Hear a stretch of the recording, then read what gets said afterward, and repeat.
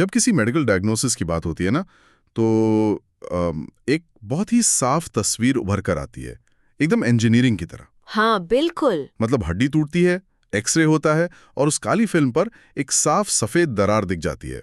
Doctor बस उस line की तरफ इशारा करता है और बीमारी पकड़ में आ जाती है। ये बहुत ही क्लियर प्रोसेस है, यानी या तो हड्डी टूटी है या नहीं टूटी है, इसमें कोई बीच का रास्ता नहीं होता। हाँ, और ये क्लैरिटी हमें सुकून देती है। हम चाहते हैं कि चीजें साफ दिखाई दें, लेकिन जब हम किसी कॉम्प्लेक्स सॉफ्टवेयर सिस्टम के अंदर झांकते हैं तो अचानक वो एक्सरे मशीन काम करना बंद कर देती है। वही तो, एक डिस्ट्रीब्यूटेड सिस्टम में जब कोई सर्विस फेल होती है तो वो एक्सरे की तरह कोई साफ दरार नहीं दिखाती।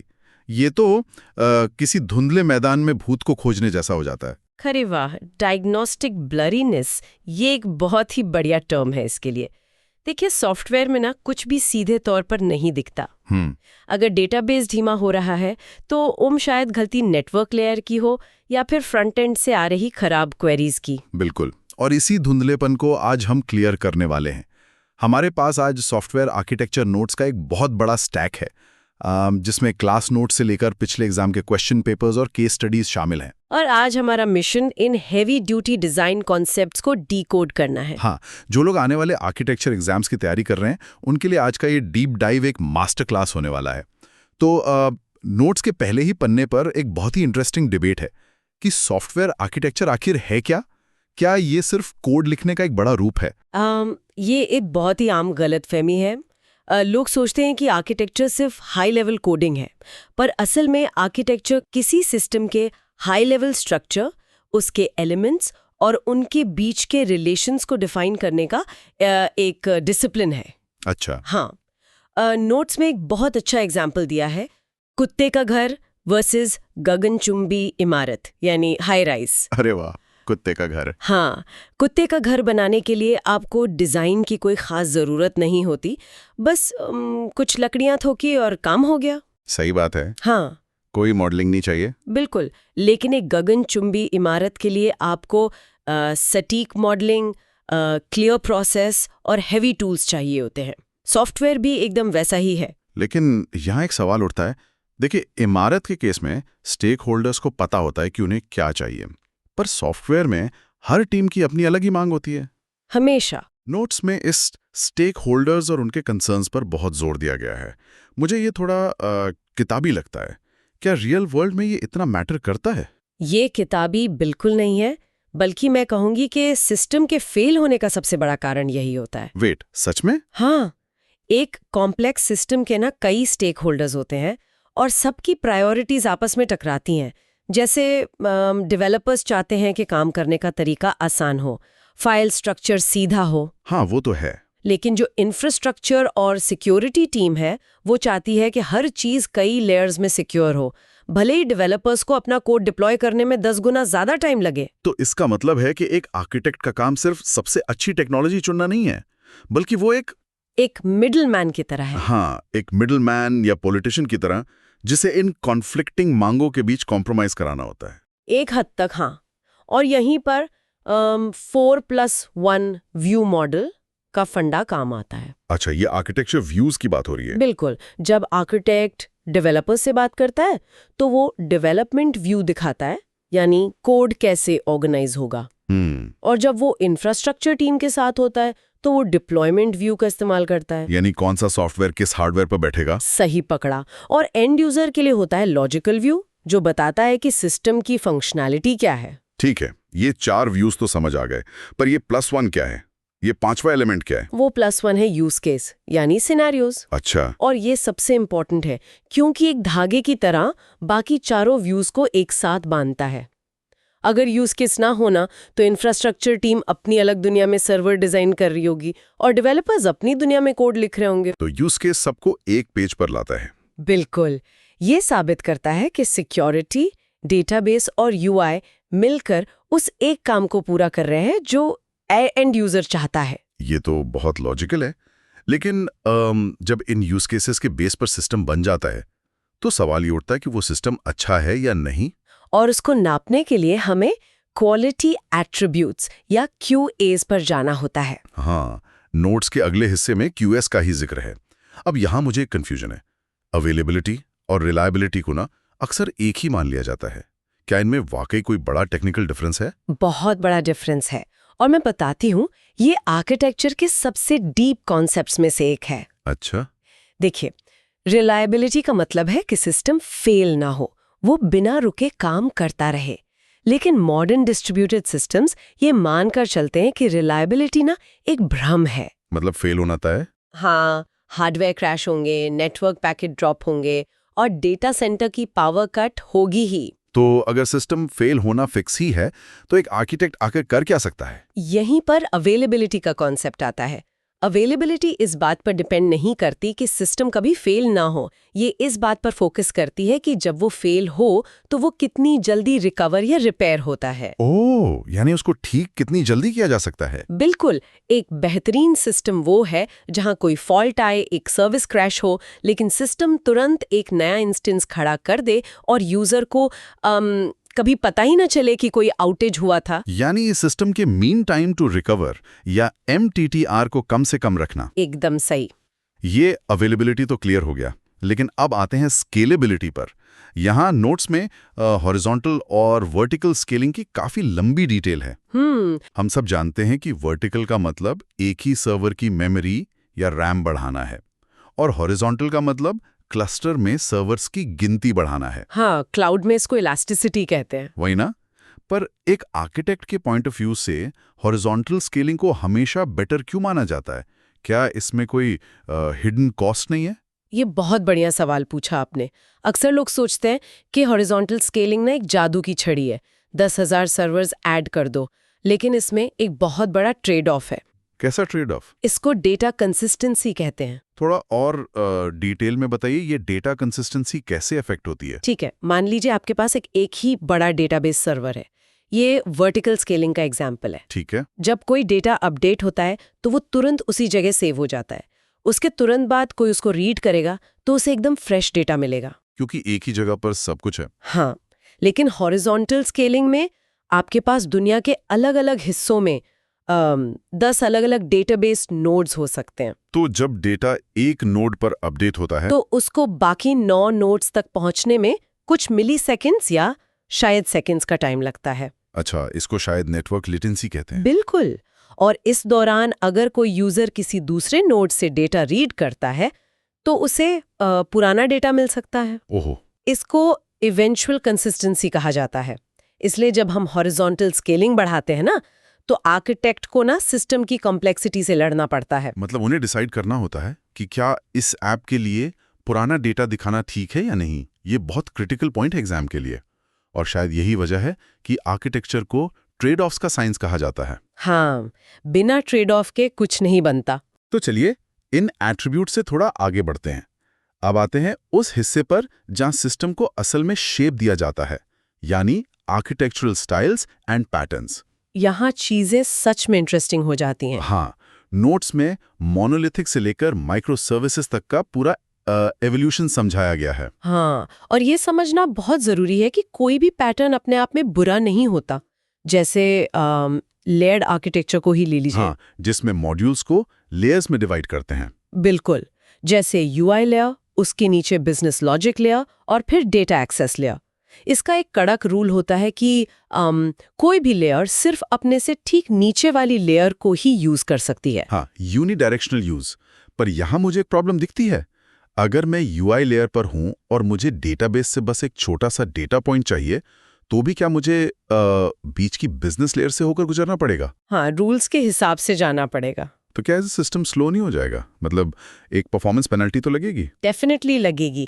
इसको ना हम सिंक होल एंटी पैटर्न कहते हैं, जहाँ रिक्वेस्ट बिना किसी लॉजिक के बस लेयर से पास होती रहती है। अच्छा, सिंक होल। हाँ, हर जंप पर कुछ मिली सेकेंड्स वेस्ट होते हैं, लेकिन इसके बदले में हमें मेंटेनेबिलिटी मिलती है। वो कैसे? देखिए, अगर कल को आपको डेटाबेस चेंज करना हो तो आपको सिर्फ सबसे बॉटम लेयर को छेड़ना होगा, बाकी ऊपर का पूरा सिस्टम एकदम सेफ रहेगा। ओके, तो ये भी एक कॉम्प्रोमाइज है, समझ गया। लेकिन आजकल इंडस्ट्री में जिधर देखो वहां से माइक्रो सर्विसेज की चर्चा है। ऐसा लगता है जैसे मोनोलिथ बोलना एक गाली हो गई है। ये ट्रेंड तो है। नोट्स में एक पूरा सेक्शन इस बात पर है कि कंपनियां मोनोलिथ से माइक्रो सर्विसेज की तरफ क्यों जा रही हैं।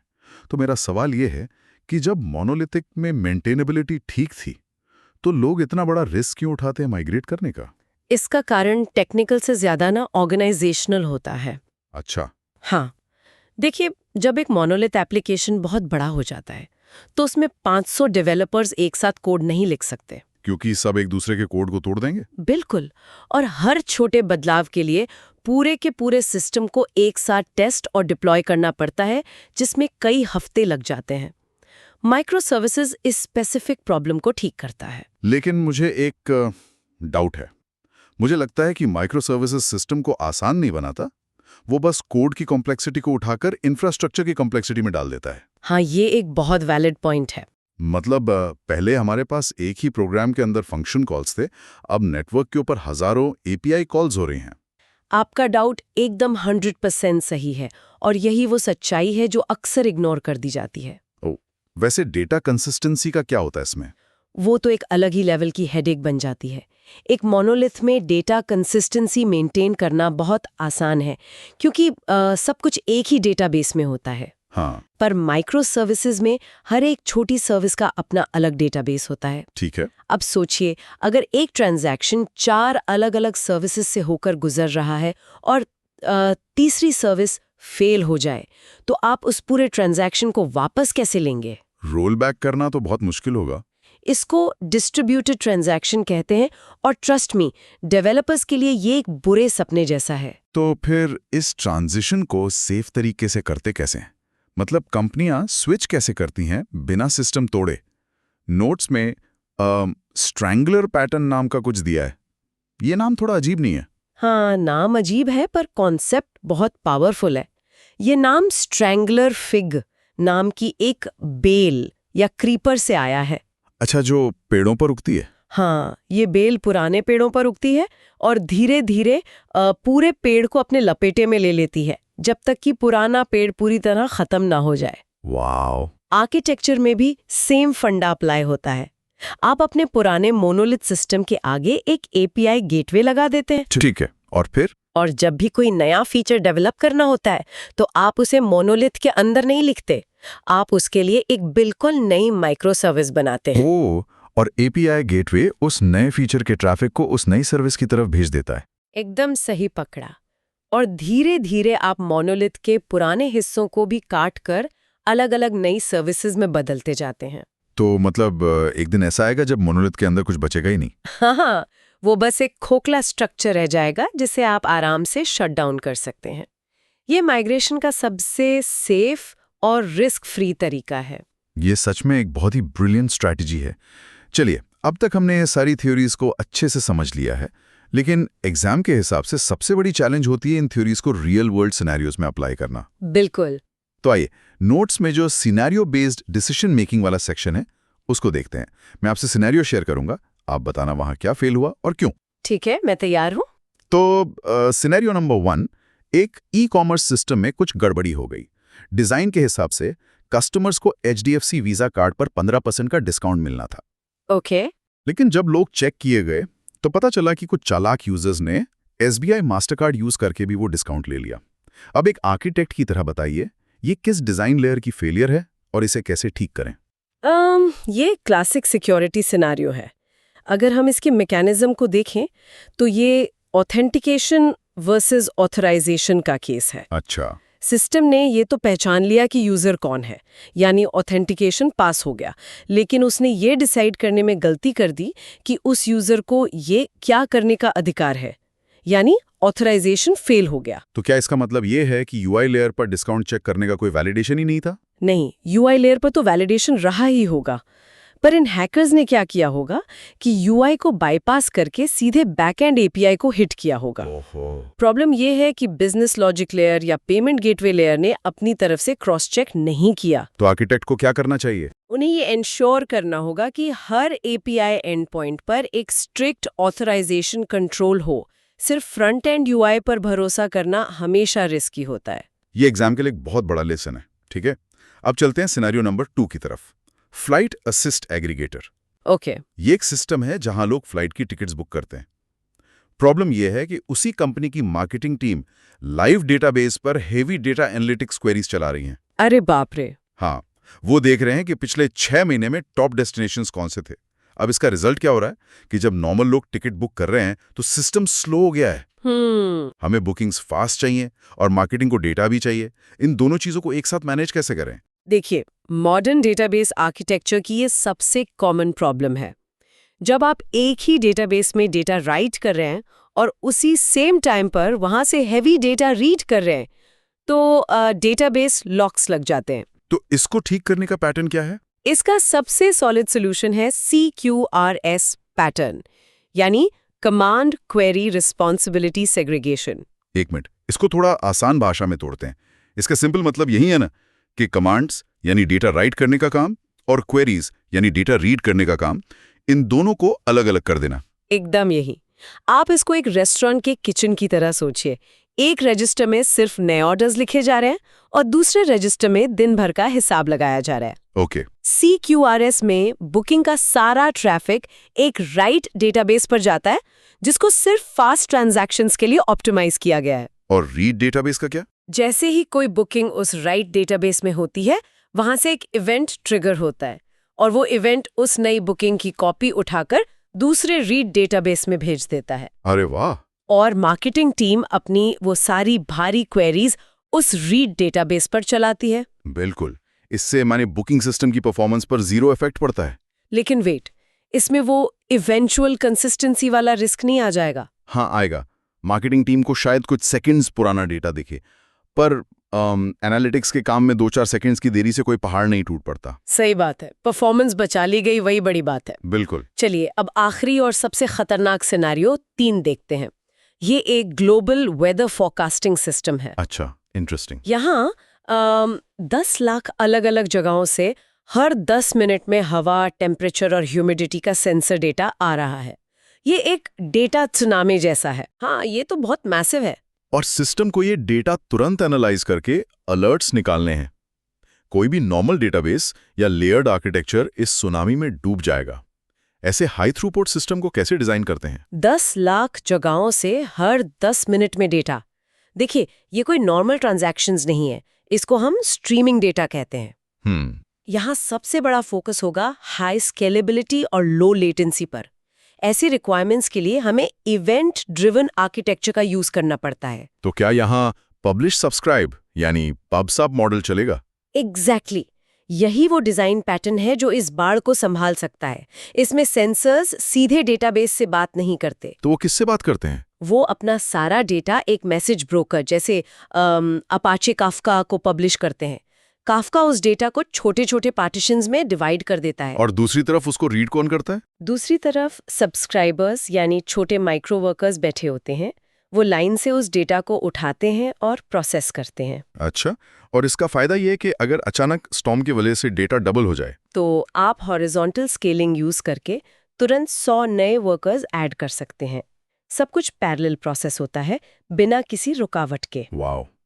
ये सुनकर कैसा लग रहा है कि पूरा आर्किटेक्चर अपने आप में एक सिम्फनी की तरह सिंक हो रहा है। हाँ, ये सिस्टम डिजाइन की ब्यूटी है। तो दोस्तों, हमने बेसिक फंडा से शुरू करके माइक्रो सर्विसेज के रिस्क्स और फिर CQRS और पब सब तक का पूरा रास्ता कवर कर लिया। अब टाइम आ गया है इस पूरी डिस्कशन को शॉर्ट नोट्स में समराइज करने का, ताकि जो लोग एग्जाम के लिए रिवाइज कर रहे हैं उन्हें सब क्लियर रहे। बिल्कुल।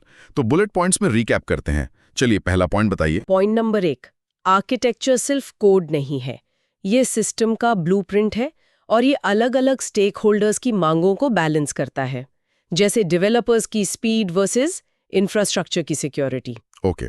पॉइंट नंबर 2, क्वालिटी एट्रीब्यूट्स यानी QAs ही पैटर्न डिसाइड करते हैं। अवेलेबिलिटी का मतलब फेलियर से जल्दी रिकवर करना है, और स्केलेबिलिटी में जब हम हॉरिजॉन्टली स्केल करते हैं तो हमें डेटा कंसिस्टेंसी से कॉम्प्रोमाइज करना पड़ता है। सही कहा। पॉइंट नंबर 3, आर्किटेक्चरल स्टाइल्स अपने अपने ट्रेड ऑफ्स के साथ आते हैं।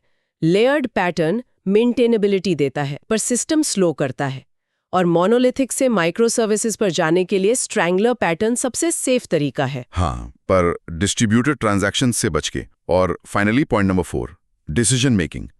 रीड और राइट को अलग करना हो तो CQRS बेस्ट है, और अगर डेटा का सैलाब आए तो इवेंट ड्रिवन पब सब मॉडल यूज करें। हाँ, मुझे लगता है कि इतना रिवीजन किसी भी आर्किटेक्चर एग्जाम या इंटरव्यू को क्लियर करने के लिए काफी स्ट्रॉन्ग फाउंडेशन है। हाँ, ये डीप डाइव आज बहुत ही इंसाइटफुल रहा। पर इस सेशन को एंड करने से पहले मैं एक आखिरी थॉट आप सबके और मेरे को-होस्ट के दिमाग में छोड़ना चाहता हूँ। अच्छा, वो क्या? हमने इतनी देर टेक पैटर्न्स और टूल्स की बात की, पर एक रियलिटी है जिसको कॉन्वेज लॉ कहते हैं। ओह, ये तो मेरा फेवरेट टॉपिक है। हाँ, ये लॉ कहता है कि कोई भी कंपनी जो सिस्टम डिजाइन करती है वो एसेंशियली अपने ही कम्युनिकेशन स्ट्रक्चर की कॉपी बना देती है। बिल्कुल। यानी अगर कंपनी में 3 अलग टीम्स हैं जो आपस में ठीक से बात नहीं करती, तो उनका आर्किटेक्ट चाहे कितना भी दिमाग लगा ले, आखिर में उनका सॉफ्टवेयर भी 3 अलग टुकड़ों में बटेगा जो एक दूसरे से कनेक्ट नहीं हो पाएंगे। ये एक बहुत ही डीप और बढ़िया थॉट है। इसका डायरेक्ट मतलब ये है कि अगर आपको अपना आर्किटेक्चर ठीक करना है तो कभी-कभी प्रॉब्लम कोड में नहीं होती, ऑर्गेनाइजेशन स्ट्रक्चर में होती है। एग्जैक्टली। खराब टीम कम्युनिकेशन से आप कभी बेहतरीन माइक्रो सर्विसेज नहीं बना सकते। टीम्स के बात करने का तरीका बदलना जरूरी है। और ये सबसे बड़ी पहेलियां कि क्या टेक डिजाइन कल्चर को बदलता है या कल्चर टेक डिजाइन को डिक्टेट करता है? इस पर तो लोगों को खुद विचार करना चाहिए। सही में, जो भी इस एग्जाम की तैयारी कर रहे हैं उन सबको हमारी तरफ से बेस्ट ऑफ लक। आज हमारे साथ इस डीप डाइव में शामिल होने के लिए शुक्रिया और सीखते रहिए।